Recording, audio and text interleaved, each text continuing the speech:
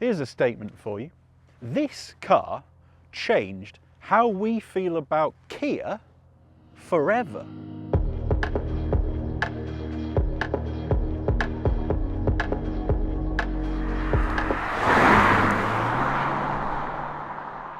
You see, once upon a time, Kia made, well, it made cars that were, at times, laughed at. They were poorly built, they were badly designed, they were lampooned on television. Whether or not this was a correct perception, it was pervasive. For the first 20 or so years of its time in Europe, Kias were driven by old people or people who didn't care about their cars. But then, things changed. Kias became, well, they became good. But nothing could shift the idea that they weren't. People remembered the Carens. They didn't want to, but they did. They were willing to buy these newer, more worthy Kias, but they would never aspire to one. And then, well, then the Stinger happened. Even the name doesn't sound like any Kia that had gone before. It sounds cool. Stinger. It sounds dangerous. And then the looks matched the name, and nearly 400 horsepower, a V6 turbocharged 3.3 litre engine, 0 to 62 miles an hour in under 5 seconds. Did we want a Kia now? You bet we did. And now they're replacing it with an EV. That one.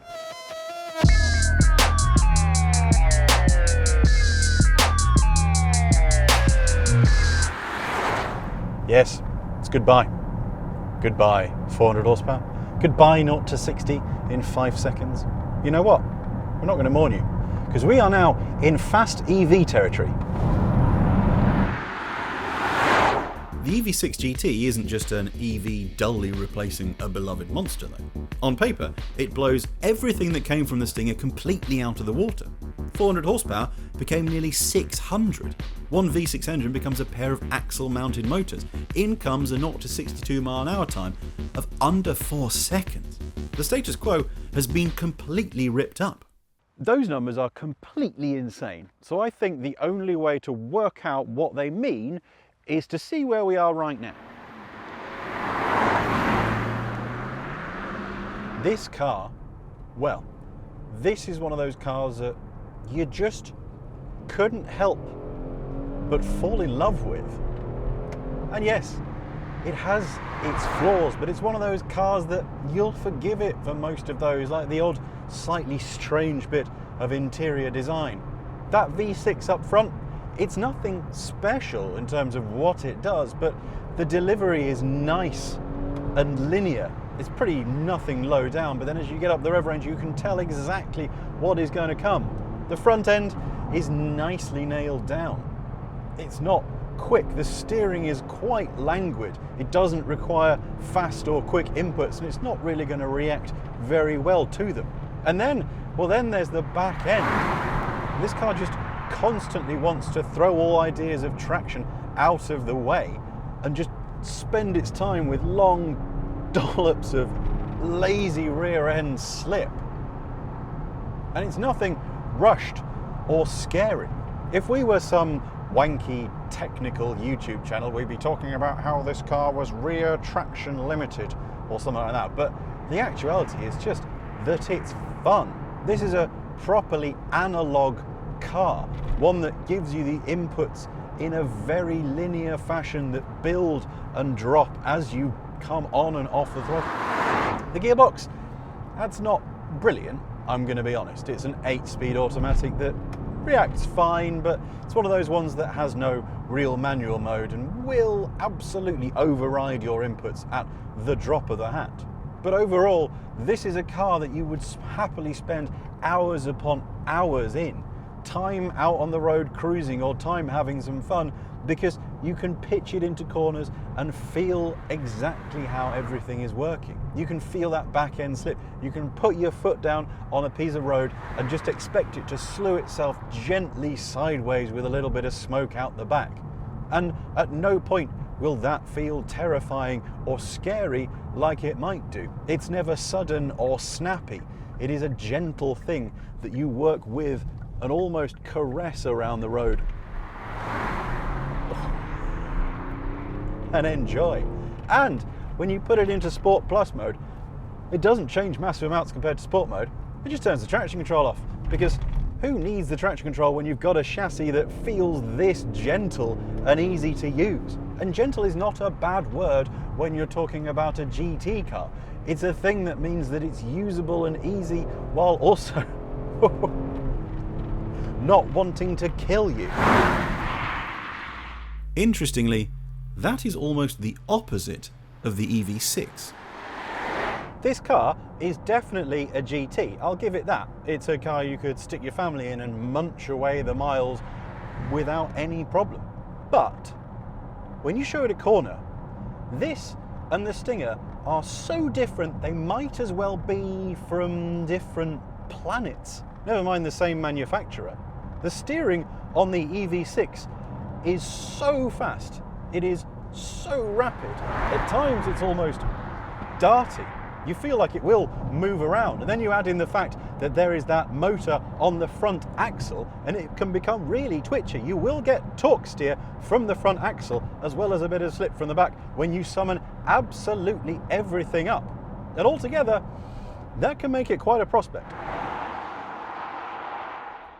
But just because it's very different does not make it very bad. Quite the contrary. The major bulk of the EV6's power is on that rear axle, so while it's never going to step out of line like the Stinger, you can use the throttle to finish off a corner. Summon all the power, especially in the wet, and the EV6 GT will break traction with all four wheels at once, which is, quite frankly, hilarious. It's been mostly wet, no, utterly soaking in the time that we've had these cars. So when you call up 740 Newton meters of torque, it's been, well, frankly hilarious.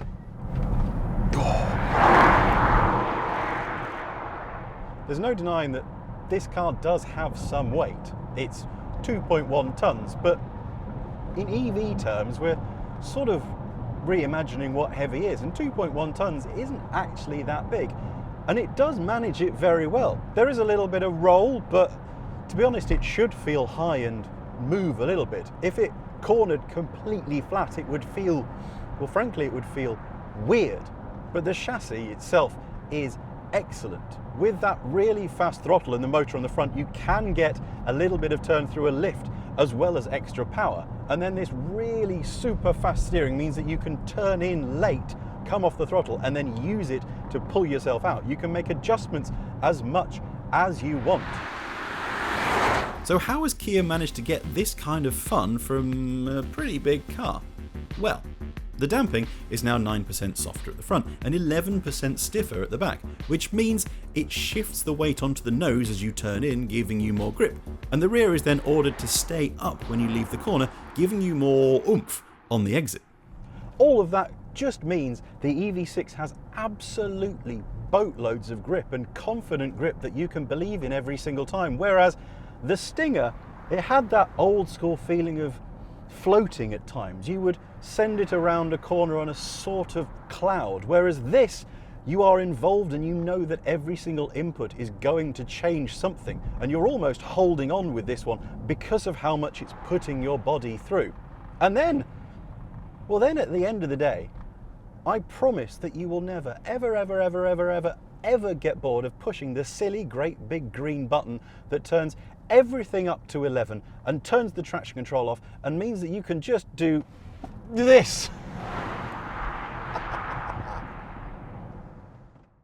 So, should we be crying over the loss of the petrol Kia GT car? Well, no. The EV6 is brilliant. It's bonkers. It completely outshines the Stinger in basically every condition.